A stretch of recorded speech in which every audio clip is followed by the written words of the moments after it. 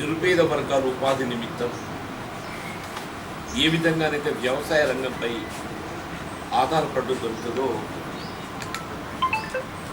పట్టణ ప్రాంతంలో ఇదే నిరుపేద వర్గాల ఉపాధి నిమిత్తం మోటార్ ఫీల్డ్పై ఆధారపడి ఉపాధి విషయం మనందరికీ తెలుసు. ఈ మోటార్ ఫీల్డ్లో కూడా ఈ ఆటో రిక్షా కార్మికులే కానీ, లారీ డ్రైవర్స్, మెకానిక్స్, క్లీనర్సే కానీ, ప్రైవేట్ బస్ డ్రైవర్స్, వ్యాన్సే కానీ, ఇవాళ రాష్ట్ర స్థాయిలో కానీ జాతీయ స్థాయిలో కానీ పెద్ద ఎత్తున ఉపాధి పొందుతున్నది మోటార్ ఫీల్డ్.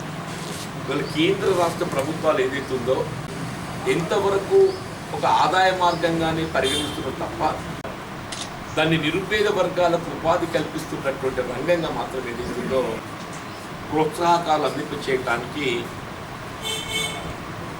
పారిశ్రామికవేత్తలకు వివిధ రకాల రాయితీలు కల్పిస్తుంది. అటు కేంద్ర ప్రభుత్వమే కానీ రాష్ట్ర ప్రభుత్వమే కానీ ఏ విధమైన రాయితీ కూడా ఇందులో వాహన యాజమాన్య రంగం ఒకవైపు ఉంటే దానిపై ఆధారపడేటువంటి కార్మికులు వారి శ్రేయస్సు మన ప్రధానంగా భావిస్తున్నారు. ఇవాళ ఏదైతుందో మనం 2014 ఈ 8 సంవత్సరాల కాలంలో ఆనాడు క్రూడ్ ఆయిల్ $108 ఉంటే ఇవాళ కూడా దాదాపు అదే 108, 110 మధ్య. కానీ పెట్రోల్, డీజిల్ ప్రైసెస్ మాత్రం ఏదైతుందో రెట్టింపై భారంగా మారుతుంది అనేది మనకు. దీనికి తోడు గత 2 సంవత్సరాలు ఈ మొత్తం రవాణా రంగం కుదేలైపోయింది. ఇలా పౌర జీవనం స్తంభించి దాని పర్యవసానంగా అసలు పీపుల్ మూవ్మెంట్ అనేది లేకపోవడంతో ఇవాళ ఈ మోటార్ ఫీల్డ్ పూర్తిగా కుదేలేదు. ఇవాళ ఈ ఆటో రిక్షా కార్మికులు గమనిస్తే ఇప్పుడు మన ప్రైవేట్ బస్సెసే కానీ, లారీలే కానీ ఏదైతుందో ఒక యజమాని పెట్టుబడి పెడితే దానికి ఆధారపడే కార్మికులు ఒక దాంట్లో 5 ఉంటారు. లారీలు కానీ, ప్రైవేట్ బస్సెస్ కానీ. ఆటో రిక్షా పుల్లర్స్ ఏదైతున్నదో ఆల్మోస్ట్ 90%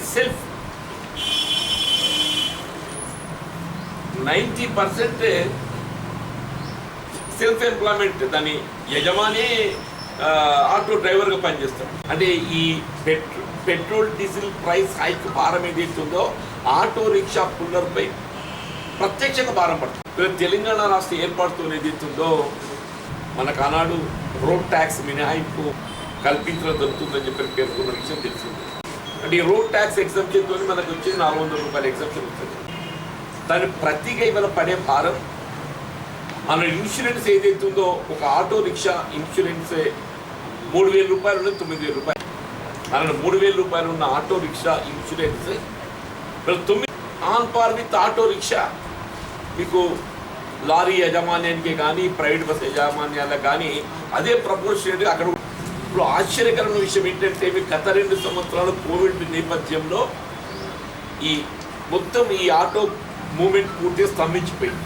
అసలు వాళ్ళ ఉపాధి అనేది వాళ్ళ ప్రభుత్వ పరంగా అటు కేంద్రమే కానీ, ఇటు రాష్ట్రమే కానీ. కేంద్రం ఏదైతుందో వాళ్ళకు ఒక 5 కిలోల బియ్యం ఇచ్చింది నెలకు. లేని మాట ఎందుకు, మీకు రాష్ట్ర స్థాయిలో అయితే ఏది లభించదు. ఇప్పుడు రాష్ట్ర స్థాయిలో ఇప్పుడు 5 కిలోల బియ్యాన్ని కూడా నిలిపేసింది. కేంద్రం ఇచ్చే 5 కిలోల బియ్యాన్ని కూడా రాష్ట్రం నిలిపేసింది. రాష్ట్ర ప్రభుత్వం నుండి ప్రత్యక్షంగా ఏ విధమైనటువంటి ఆర్థిక సహాయం అందడం లేదు. అదే ఆంధ్రప్రదేశ్ మనతో విడిపోయినటువంటి ఒక రాష్ట్రం. మనది మిగులు బడ్జెట్. రాష్ట్రం ఏర్పడ్డనాడు ఆంధ్ర రాష్ట్రం లోటు బడ్జెట్. ఆ లోటు బడ్జెట్ రాష్ట్రం ఏదైతుందో స్వయం ఉపాధికి ప్రాధాన్యత కల్పిస్తున్నటువంటి ఆటో రంగాన్ని ప్రోత్సహించాలని చెప్పని ఆటో కార్మికులకు వాళ్ళ సంవత్సరానికి $10,000 ఏదైతుందో వాళ్ళ ప్రత్యేకంగా పెన్షన్ సౌకర్యం కల్పిస్తుంది ఆంధ్రాలో. దీనికి తోడి వల్ల ఈ గ్రీన్ ట్యాక్స్ అని ఏదైతున్నదో గతంలో $250 ఉన్నది $2,000 చేసింది. గతంలో $500 ఉన్నది $5,000 చేసింది. అంటే 10 times గ్రీన్ ట్యాక్స్. అట్లాగే రిజిస్ట్రేషన్ ఏదైతున్నదో ఆటో గతంలో $600 ఉన్నది, 3,500 చేసిన 5 times పెంచిన.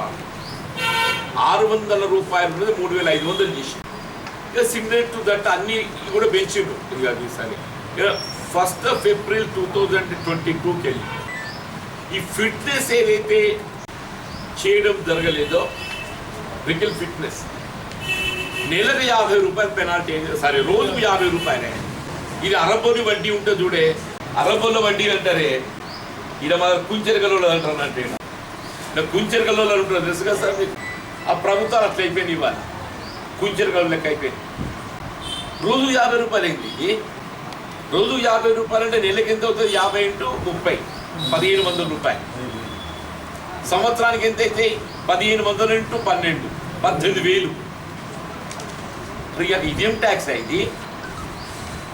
పెనాల్టీ. ఇది ట్యాక్స్ కాదు, ఇది ఓన్లీ పెనాల్టీ. మళ్ళీ besides it again you have to pay the regular. ఇవాళ ఏమైపోయింది? లాస్ట్ 2 years ఏదైతుందో వెహికల్స్ అన్నీ స్తంభించిపోయినాయి. గత 2 సంవత్సరాలు వాహనాలు అన్నీ స్తంభించిపోయినాయి. వాని పొట్ట పోసుకుందాం అంటే వాని దిక్కు అప్పు సప్పు చేసి ఏదైతుందో కలో గంజో దాగి వెహికల్ ఫిట్నెస్ అనేది అయితే సాధ్యమైపోయింది కాదు కదా. ఈ 19th April నాటికి వెళ్ళి ఏదైతే చట్టం అమలుకి వచ్చిందో ఇట్స్ ఎ రెట్రోస్పెక్టివ్ ఎఫెక్ట్. ఆ ఉత్తర్వులు జారీ చేయబడ్డప్పటికెళ్ళి భవిష్యత్తు కాలానికి అమలుకు రావాలి. భవిష్యత్తు కాలానికి ఇది ఏమవుతుంది? సపోజ్ 2 సంవత్సరాల కింద ఫిట్నెస్ చేయకున్నట్టయితే అప్పటికెళ్ళి ఇప్పటిదాకా ముందు పెనాల్టీ కట్టాలి. అంటే లాస్ట్ 2 years పెనాల్టీ కట్టాలి. నువ్వు 36,000 కట్టాలి. ఏ కోవిడ్ నేపథ్యంలో పౌర జీవనం స్తంభించిపోయి వాహనాలు ఎక్కడెక్కడ నిలిచిపోయి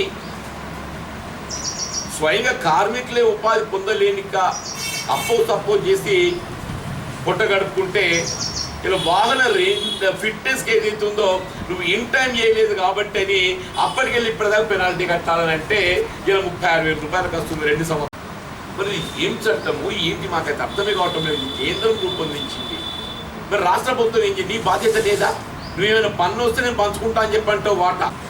నువ్వు పన్నుల వాటా గురించి మాట్లాడతావు, మరి పెనాల్టీ గురించి కూడా మాట్లాడాలి కదా. దీన్ని ఏదైతుందో అమలు నిలిపివేయి నువ్వు.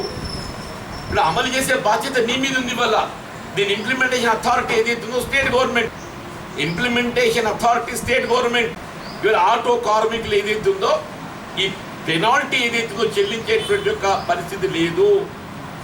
It is from this day onwards what ever అది మీ ఫిట్నెస్ ఛార్జెస్ ఉంటే కడతారు, but without penalty. Penalty Covid నేపథ్యంలో వరకు example. Similar to the rest of the motor field also. మీకు లారీ యాజమాన్యమే కానీ, ప్రైవేట్ బస్సెసే కానీ, వ్యాన్సే కానీ, ఇతర వాహన రంగాలు ఏమైనా కానీ, 2 వీలరే కానీ ఒకవైపు ప్రభుత్వాలే అంగీకరిస్తున్నాయి. కోవిడ్ నేపథ్యంలో ఆర్థిక రంగం కుదేలైపోయింది, ఆర్థిక వనరులు సమకూర్చుకోలేకపోయిందని చెప్పని అటు కేంద్రం కానీ రాష్ట్రం ఇద్దరు చెప్తున్నారు. మరి అటువంటిప్పుడు ప్రజల మీద భారం వేయడం ఎంతవరకు సమంజసమని చెప్పండి. ఇప్పుడు అటు పెట్రోల్ డీజిల్ నెపంతో అటు పనుల భారం పడుతున్నది. పెట్రోల్ డీజిల్ నెపంతో ఇటు పన్నుల వాళ్ళు ఏదైతే ఇక్కడ ఆటో కార్మికులు చేపట్టినటువంటి ఒక ఈ బంద్ కానీ వాళ్ళ ర్యాలీ కానీ కాంగ్రెస్ పార్టీ మీద సంపూర్ణ సంఘీభావం వ్యక్తం చేస్తున్నాం. ఆ సంపూర్ణ సంఘీభావం వ్యక్తం చేస్తున్నాం. మేము డిమాండ్ చేస్తున్నాం, అటు కేంద్ర ప్రభుత్వమే కానీ రాష్ట్ర ప్రభుత్వమే కానీ ఈ పెనాల్టీ దాన్ని తక్షణమే నిలిపివేయండి. ఎందుకంటే కోవిడ్ నేపథ్యంలో వాహన రంగం పూర్తి కుదేలైపోయింది, స్తంభించిపోయింది. రెట్రోస్పెక్టివ్ తొలగించి మీరు 1st Aprilకి వెళ్ళి ఏదైతే ఉందో కట్టడానికి as on this day without penalty. అది లైసెన్స్ 2000 కానీ ఇవన్నింటినీ కూడా పెనల్ క్లాస్ తొలగించండి. చివరికి ఏదైతుందో ఇవాళ జాతీయ స్థాయిలో ఇంతవరకు ఏదైతుందో కేవలం సంఘటిత కార్మికులకు మాత్రమే భవిష్యత్తు నిధి ప్రావిడెంట్ ఫండ్ సౌకర్యం కల్పి. సంఘటిత కార్మికులు అంటే ఆర్గనైజ్డ్ సెక్టర్. ఆర్గనైజ్డ్ సెక్టర్ అంటే ఇప్పుడు మీకు బీడీ పరిశ్రమ వస్తుంది, ఇండస్ట్రీస్లో పనిచేసే కార్మికులు, వీళ్ళకంతా ఆర్గనైజ్ సెక్టర్లు ఏదైతే ఉందో వాళ్ళు ప్రావిడెంట్ ఫండ్ సౌకర్యం పొందే అవకాశం ఉంటుంది. ప్రావిడెంట్ ఫండ్ అని అంటే వీళ్ళ కార్మికుడు ఒక 50% వాటా చెల్లిస్తే 50% వాటా యాజమాన్యం చెల్లిస్తారు. ఎవ్రీ మంత్ పెన్షన్ సౌకర్యం కల్పించబడుతుంది provident fund. This is only for organised sector. అప్పుడు 2008-9 మధ్య కాలంలో, దయచేసి ఇది ప్రధానం, 2008-9 మధ్య కాలంలో అన్ఆర్గనైజ్డ్ సెక్టర్లో ఉన్నటువంటి మహిళా సంఘాలకు కూడా, అన్ఆర్గనైజ్డ్ సెక్టర్లో అసంఘటిత కార్మికులు ఉన్నటువంటి ఒక మహిళలకు సంఘాల గ్రూపులకు ఏదైతున్నదో ఈ అభయహస్తం అనే కార్యక్రమాన్ని రూపొందించి, అభయహస్తం ప్రోగ్రాం ఏదైతుందో అభయహస్తం, ఆ సభ్యురాలు రోజుకు ₹1 జమ చేస్తే నెలకు ₹30 అయితే దానికి ఈక్వల్ టు దట్ ₹30 ప్రభుత్వం అంటే ఇయర్లీ అంటే ఆ మహిళా సంఘ సభ్యురాలు ఏదైతుందో ఆడబిడ్డ ₹360 జమ చేస్తే ప్రభుత్వం ₹360 జమ చేస్తుంది. ఇన్సూరెన్స్ కంపెనీకి అప్పుడు 60 సంవత్సరాల కంటే, అప్పుడు వాస్తవంగా పెన్షన్ 60 సంవత్సరాలకు ఉన్నది మనకు తెలుసు కదా, ఇది 60 సంవత్సరాలుగా పరిమితి పెట్టి సౌకర్యం నెలకు కనీసం ₹1500 వచ్చే విధంగా. ఇప్పుడు వాళ్ళు చనిపోతే వాళ్ళు జమ చేసిన మొత్తం డబ్బు ఇంక్లూడింగ్ గవర్నమెంట్ యాడెడ్ అమౌంట్ అంటే ఆ కుటుంబానికి ఏదైతుందో కొంత చేతి ఇచ్చే విధంగా అభయహస్త కార్యక్రమం రూపొందించారు. వీళ్ళని ఏం ప్రతిపాదిస్తున్నాం అంటే, వీళ్ళ అన్ఆర్గనైజ్డ్ సెక్టర్లో అసంఘటిత రంగంలో ఉన్నటువంటి ఒక లక్షలాది కార్మికులు రాష్ట్ర స్థాయిలో, జాతీయ స్థాయిలో కోట్లాది మంది కార్మికులు, ముఖ్యంగా ఇవాళ మోటార్ ఫీల్డ్ ఆటో కార్మికులు, లారీలపై, ప్రైవేట్ బస్సులపై, వ్యాన్లపై ఆధారపడి ఉపాధి పొందుతున్నటువంటి కార్మికులకు అందరికీ కూడా ఇలా ప్రభుత్వం, రాష్ట్ర ప్రభుత్వం ఏదైతుందో యజమాని హోదాతో,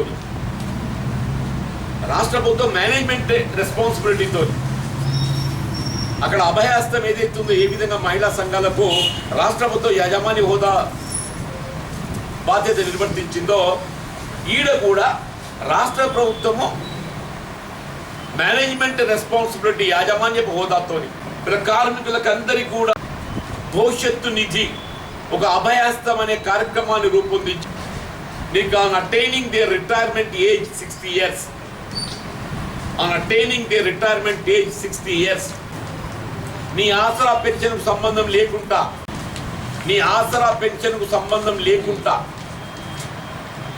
ఆసరా pension is different scheme, state government welfare scheme. ఇది ఏదైతుందో కార్మికుడు ఎక్కడైతే ఆర్గనైజ్డ్ సెక్టర్లో తన శ్రమను పెట్టుబడిగా